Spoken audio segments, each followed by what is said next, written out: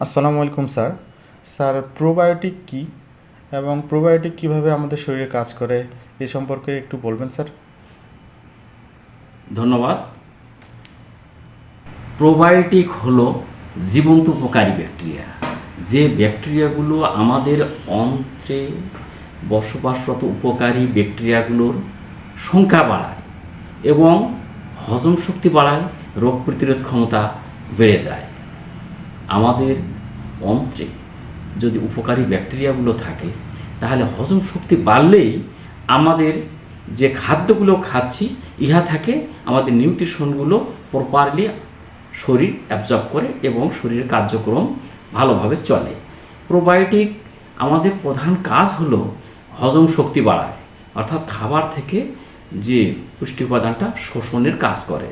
ইহা গ্যাস, কোষ্ঠকাঠিন্য, ডায়রিয়া, বিভিন্ন ধরনের রোগ কমিয়ে দেয় এবং ইমিউন সিস্টেম ডেভেলপ করে। সেক্ষেত্রে অন্য অন্য রোগ দেহে সহজে আসবে না এবং পেটে আলসার এবং আইবিএসের মতো যদি ব্যাধি থাকে ইহাকেও সমাধান করতে সক্ষম হয়।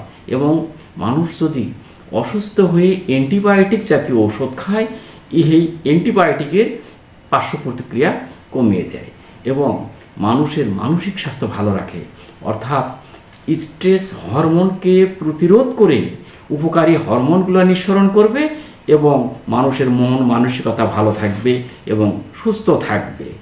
ইহা ছাড়াও যেমন ভিটামিন বি কমপ্লেক্স, এটা খাদ্য থেকে তাড়াতাড়ি শরীরে গ্রহণ করার একটা সুযোগ করে দেয়, তাহাতে মানুষের শরীরে বল পায় এবং বিভিন্ন ধরনের রোগ প্রতিরোধ ক্ষমতা বেড়ে যায়।